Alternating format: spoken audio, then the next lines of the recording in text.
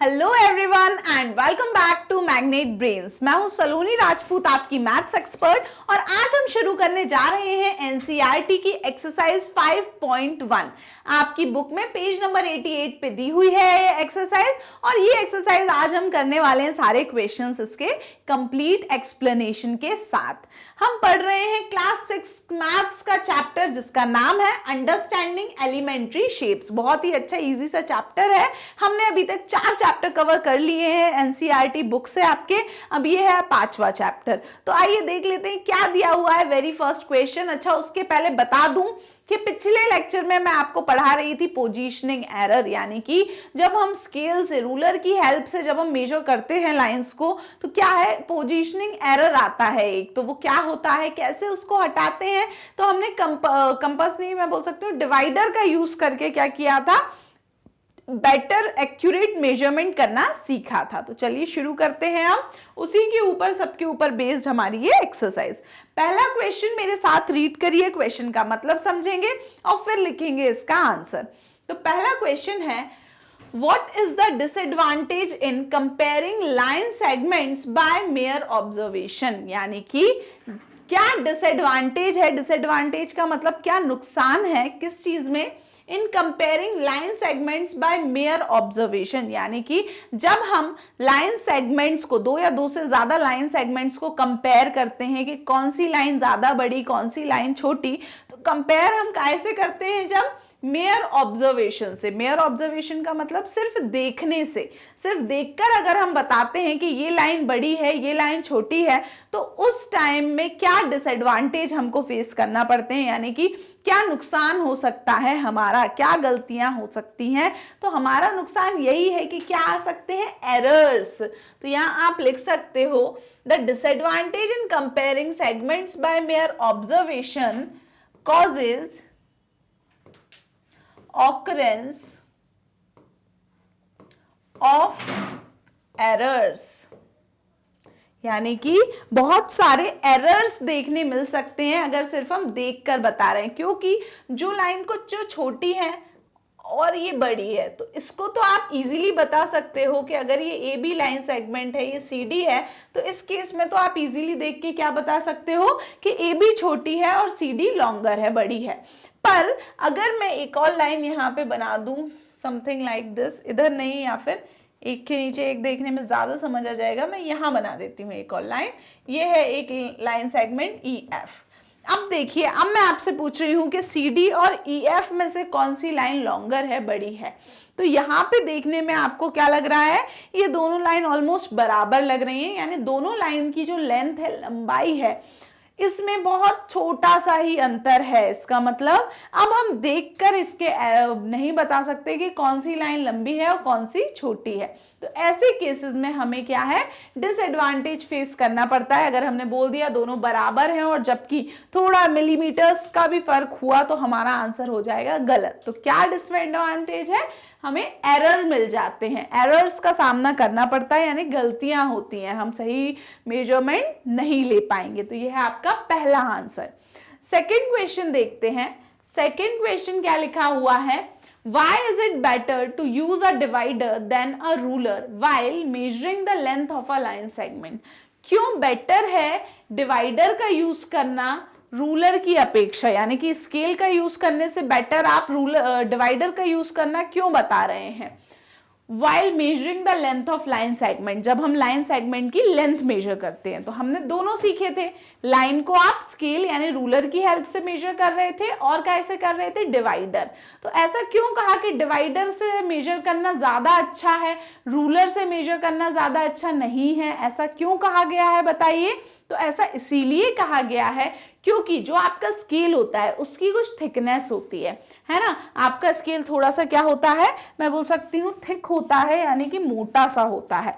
और ये जो उसकी थिकनेस होती है ना, इसके कारण कभी कभी क्या होता है कि हो सकता है हम पॉइंट यहाँ रख रहे हो और वो वहां रखा जाए, तो क्या होता है, एरर आ जाते हैं, सही से मेजरमेंट नहीं होता। क्यों, क्योंकि मोटाई, स्केल की मोटाई के कारण, थिकनेस के कारण।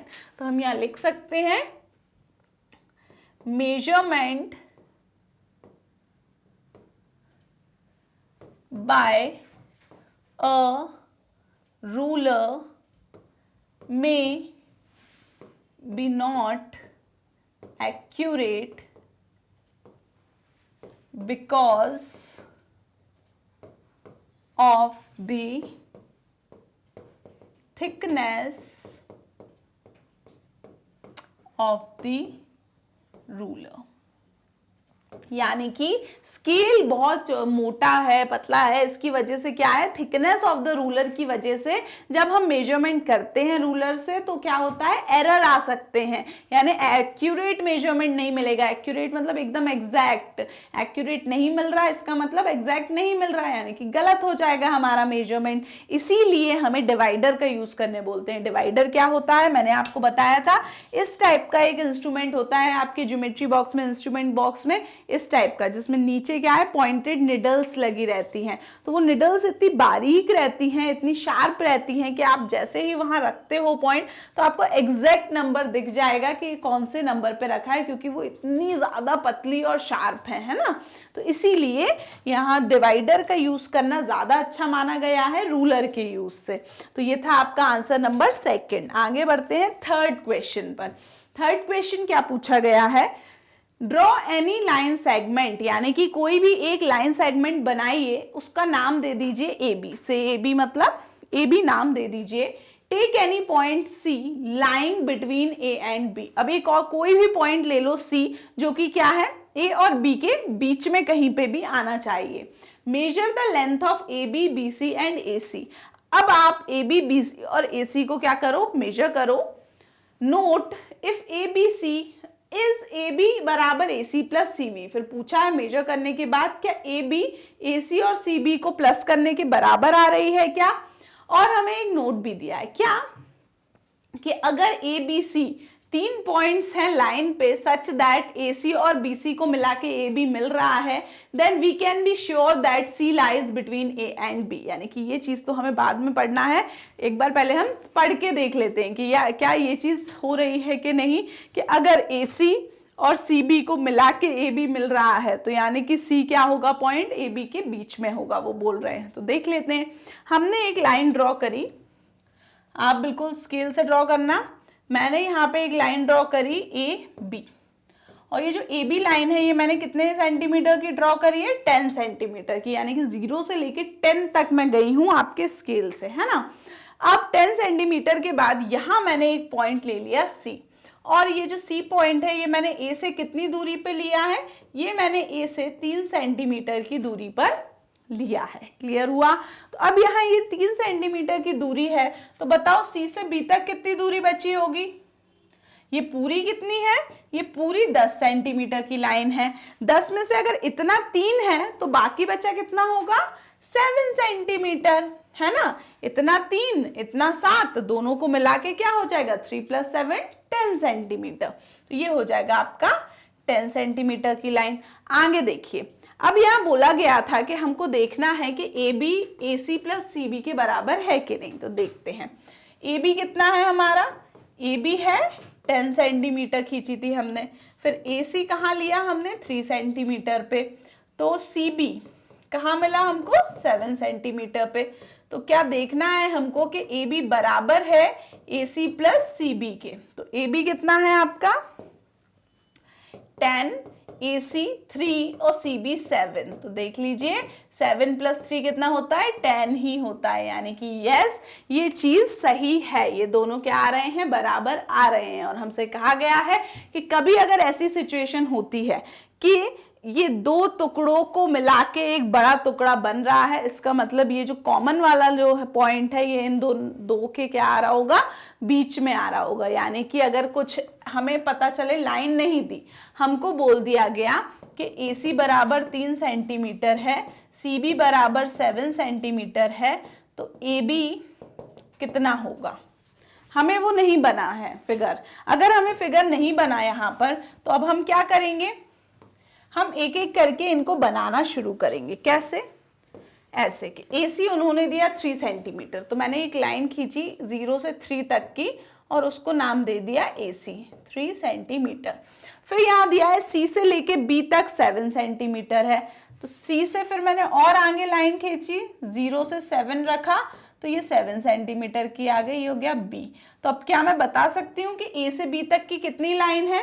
बिल्कुल 3 और 7 को मिला के ही तो पूरी ए बी बनी है, यानी कि ए बी कितनी हो जाएगी आपकी 10 सेंटीमीटर की। तो ऐसे आप पता लगा सकते हो कि यहाँ पे ए सी और सी बी, कॉमन पॉइंट क्या है बीच में? सी है, दोनों को मिला के ही ए बी बन रहा है, यानी कि सी दोनों के बीच में आएगा ही आएगा।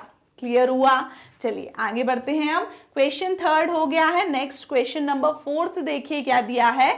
If a b c are 3 points on a line, एक लाइन के ऊपर अगर 3 पॉइंट है, एक का नाम ए, दूसरे का नाम बी, तीसरे का नाम सी है, such that a b 5 centimetre है, बी सी 3 सेंटीमीटर है और ए सी कितना है? 8 सेंटीमीटर है ना। तो which one of them lies between the other two. देखो आ गया कि अब हमको नाम, नंबर, मेजरमेंट दे दिए हैं, अब हमको बताना है कौन सा पॉइंट दोनों के बीच में आ रहा है। तो देखते हैं, ए बी कितना है? 5 सेंटीमीटर, बी सी कितना है? 3 सेंटीमीटर और ए सी कितना है?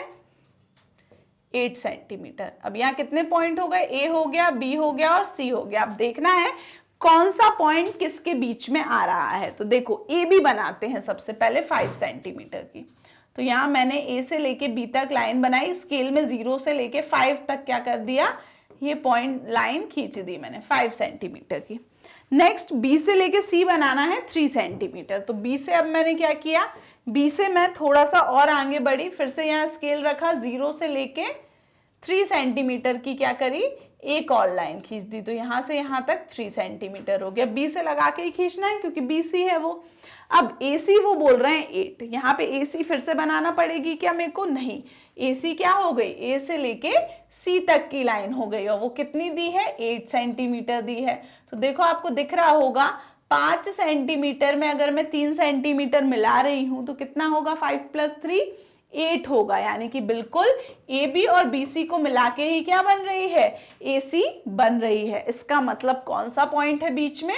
बी पॉइंट बीच में है, तो ये बी पॉइंट हो जाएगा आपका आंसर। कैसे आया समझ गए ना? चलिए तो अब मूव ऑन करते हैं अगले क्वेश्चन पे, क्वेश्चन नंबर 5। फिफ्थ क्वेश्चन देखिए, verify whether D is a mid point of A G. यहाँ पे हमको बताना है कि क्या जो डी है वो ए और जी का मिड पॉइंट है। अब सबसे पहले आपको मिड पॉइंट समझना आना चाहिए कि मिड पॉइंट होता क्या है। तो मिड पॉइंट होता है बीचों बीच का पॉइंट। बीचों बीच का पॉइंट यानी बिल्कुल कोई, यहां पे सोचो, यहां एक पर्सन खड़ा है, ठीक है, यहां दूसरा पर्सन खड़ा है और इन दोनों के बीचों बीच एक बॉक्स रखा है। तो बीचों बीच यानी मिड पॉइंट पे, इन दोनों के मिड पॉइंट पे क्या है? एक बॉक्स रखा है। तो इसका क्या मतलब होगा कि पहले पर्सन से इस बॉक्स की दूरी अगर 2 मीटर की है तो दूसरे पर्सन से भी इस बॉक्स की दूरी कितनी होगी? 2 मीटर की। तो ये जो बॉक्स होगा मिड में रखा होगा। तो मिड पॉइंट का मतलब यही होता है कि दोनों तरफ से उसका जो डिस्टेंस है वो बराबर हो। तो अगर मेरे को प्रूफ करना है कि डी मिड पॉइंट है ए का और जी का, इसका मतलब डी से लेके जी तक की जितनी दूरी है उतनी ही दूरी ए से लेके डी तक की होनी चाहिए। क्लियर हुआ? दोनों तरफ से अगर दूरी बराबर है, ए से डी तक की दूरी अगर बराबर है डी से जी तक की दूरी की, तो मैं कह दूंगी कि डी बीचों बीच है, यानी कि डी क्या है? मिड पॉइंट है ए और जी का। समझ गए? तो हम दूरी कैसे नापेंगे? तो जब मैं आपको स्केल पढ़ा रही थी कुछ वीडियोस पहले ही, तब मैंने आपको बताया था क्या कि स्केल में 2 नंबर के बीच का जो मैं बोल सकती हूँ जगह होती है वो आपको कितना बताती है? 1 सेंटीमीटर के बराबर। तो 1 से 2 के बीच 1 सेंटीमीटर, 2 से 3 के बीच 1 सेंटीमीटर, 3 से 4 के बीच 1 सेंटीमीटर। तो ये कितने सेंटीमीटर हो गए? 1 + 1 2 + 1 3, यानी कि 1 से 4 के बीच कितने सेंटीमीटर है? 3 सेंटीमीटर। क्लियर? ऐसे ही यहां देखो फिर से, अब 4 से 5 1 नंबर के बीच फिर से 1 सेंटीमीटर, 5 से 6 1 सेंटीमीटर, 6 से 7 1 सेंटीमीटर। तो टोटल 4 से 7 कितने सेंटीमीटर आ गए? 1 2 और 3। तो ये भी कितने हैं? 3 सेंटीमीटर है। जब ए से डी तक की दूरी डी से जी तक की दूरी के बराबर आ रही है, इसका क्या मतलब है कि डी बिल्कुल बीचों बीच रखा है ए और जी के, तभी क्या है? डी क्या है? मिड पॉइंट है। तो हम क्या लिखेंगे यहाँ पे? कि बाय मेजरिंग हमने जब मेजर किया, स्केल से आप मेजर करना, तो क्या पता चला हमें कि ए से डी तक का डिस्टेंस यानी ए डी क्या है 3 सेंटीमीटर है, और डी जी कितना है, डी जी भी आपका 3 सेंटीमीटर है, और ए से लेके जी तक कितना है बताइए, ए से लेके जी तक कितने सेंटीमीटर हो रहा है, 1 2 3 4 5 6, तो ए से लेके जी तक कितना हो रहा है 6 सेंटीमीटर। तो जो अभी हमने पढ़ा था कि यहाँ पे ए जी काय के बराबर आ रहा है, A D plus D G के, यहाँ पे ए से लेके जी तक A D plus D G के बराबर आ रहा है, तो डी बीच में तो है, और कहाँ बीच में है ये, क्योंकि दोनों बराबर बराबर पे हैं, इसीलिए ये क्या है मिड पॉइंट है। क्लियर हुआ? तो ये था आपका क्वेश्चन नंबर 5। आगे बढ़ते हैं क्वेश्चन नंबर 6 की तरफ। If B is the midpoint of AC, अगर B क्या है, A से C तक का मिड पॉइंट है यानी कि बीच का हिस्सा है, and C is the midpoint of BD, चलो बनाते चलते हैं, तब नहीं तो फिर हौश पौश हो जाएगा। B क्या है, मिड पॉइंट है AC का, यानी A से C तक क्या है, एक लाइन खिंची हुई है, A से C तक क्या है, एक लाइन है, और इस AC लाइन के बिल्कुल बीचों बीच वाला पॉइंट क्या है आपका, B है, यहां लिखा है B मिड पॉइंट, मतलब बीचों बीच का पॉइंट। फिर C क्या है, मिड पॉइंट है BD का, और C जो है ये मिड पॉइंट है किसका, B से लेके D तक, यानी कि B से लेके C तक जितना डिस्टेंस है उतना ही मैं आगे और बनाऊं लाइन, तो मुझे यहाँ पे क्या मिलेगा, D। तो B मिड पॉइंट हो गया AC का, और C मिड पॉइंट हो गया BD का। Where ABCD lie on a straight line, और उन्होंने बताया है कि ये जो ABCD है ये क्या है, पूरी एक ही लाइन पर, स्ट्रेट लाइन पर है। तो से YAB बराबर CD, तो हमें बताना है क्यों ABCD के बराबर होगा। तो देखो फिर से देखते हैं अपन अच्छे से। एक स्ट्रेट लाइन है, यहाँ एक पॉइंट है A, फिर यहाँ एक पॉइंट है C, और इन दोनों के बीचों बीच एक पॉइंट है क्या, B। ठीक, फिर यहां पे जो C है ये खुद मिड पॉइंट बन रहा है किसका, B से लेके D तक का, यानी यहां फिर से एक पॉइंट है D। तो हमें बताना है कि अगर इन दोनों का मिड पॉइंट B है और इन दोनों के बीचों बीच का पॉइंट C है, तो ऐसा क्या हुआ कि ये जो AB की दूरी है वो CD की दूरी के बराबर होगी। क्वेश्चन समझ में आया? ये हमने क्वेश्चन में बताना है कि AB की जितनी दूरी है वो CD के दूरी के बराबर होगी। तो हम क्या करें, एक लाइन खींचेंगे, एक स्ट्रेट लाइन खींचेंगे, और हम क्या करेंगे, ऐसे ही बनाएंगे। A से लेके C तक मैं बता रही हूँ कैसे बना लो। A से C तक की जब आप लाइन बनाओगे तो आप बना लीजिए कितने की, 2 सेंटीमीटर की, यानी 0 से 2 तक का स्केल। तो यहाँ 0 होगा, फिर क्या होगा, यहाँ बीच में 1 होगा, और यहाँ पे क्या होगा, 2 होगा। फिर ये 1 से 2 तक कितना है, 1 सेंटीमीटर होता है, तो 1 सेंटीमीटर और आगे बना लीजिए लाइन। तो ये 2 से कहाँ पहुंच जाएगा, 3 पे, और ये पॉइंट को नाम दीजिए D। जब आप इसको नाम दोगे D, इसका क्या मतलब है कि ये C मिड पॉइंट हो जाएगा, यहाँ भी 1 सेंटीमीटर, ये भी 1 सेंटीमीटर। अब हमको बताना है कि ये जो AB की दूरी है वो CD की दूरी के बराबर है। तो एक काम देखिए, अगर B क्या है, मिड पॉइंट है AC का, यानी AC के बीचों बीच है, तो if B is mid point, अगर B क्या है, मिड पॉइंट है किसका, ऑफ AC, अगर AC के बीचों बीच है तो क्या मैं ये लिख सकती हूँ AB बराबर होगा BC के। B बीचों बीच है यानी कि AB की दूरी काय के बराबर होगी, BC की दूरी के। और ऐसे ही अगर if C is mid point of BD, अगर C क्या है, बीच का हिस्सा है BD का, तो BC की दूरी काय के बराबर होगी, CD के, तो BC बराबर होगा CD के। तो अब अगर मैं इसको पहली इक्वेशन नाम दूं, इसको दूसरी नाम दूं, तो देखो AB BC के बराबर है और BC CD के बराबर है।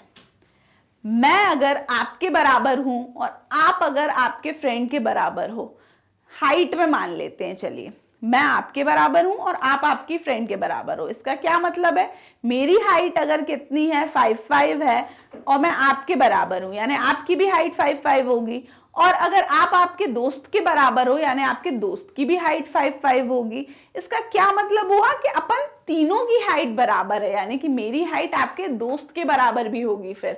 तो इसका मतलब कि ये BC BC बराबर है, यानी AB काय के बराबर हुआ BC का, और BC काय के बराबर है CD के।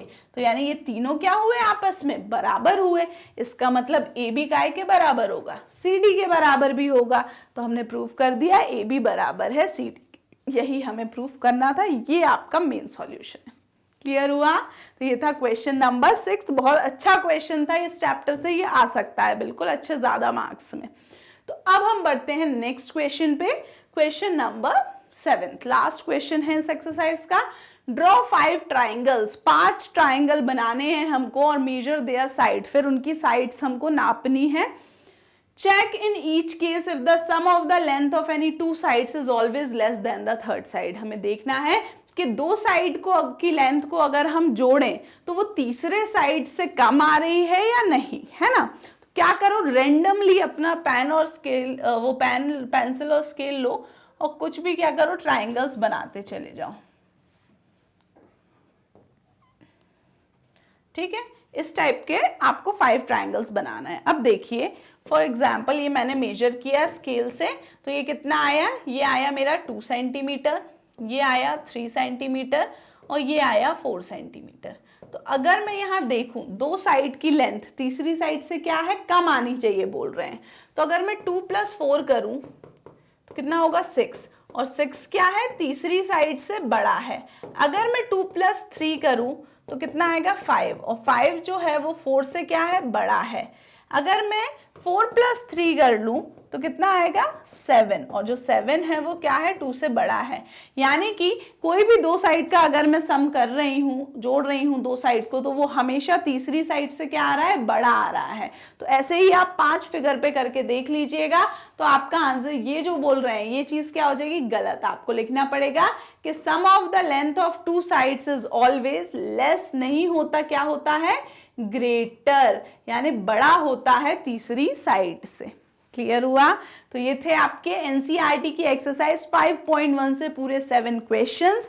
एंड इसके बाद आपकी बुक में दिया है topic angles, right and straight. तो राइट एंगल क्या होता है, स्ट्रेट एंगल क्या होता है, ये मैं समझाऊंगी अगले लेक्चर में। तब तक आपके लिए बिल्कुल होमवर्क है, इस वाली एक्सरसाइज को एक बार खुद से बिना देखे करना है सॉल्व, सो दैट कोई डाउट हो तो आप फिर से वीडियो देख के और उस डाउट को सॉल्व कर लेना। फिर भी कोई डाउट बचे अगर, तो कमेंट सेक्शन में आप बिल्कुल मेंशन कर देना, मैं कमेंट में आपका आंसर दे दूंगी। एंड यस, आप विजिट कर सकते हैं हमारी ऑफिशियल वेबसाइट जो कि है magnetbrains.com। वहां आपको सारी क्लासेस के वीडियो लेक्चर्स और नोट्स सब कुछ अवेलेबल है सिस्टमैटिक मैनर में। एंड डेली अपडेट्स के लिए आपको विजिट करते रहना है मैग्नेट ब्रेन्स यूट्यूब चैनल का community section. Thank you so much and bye bye.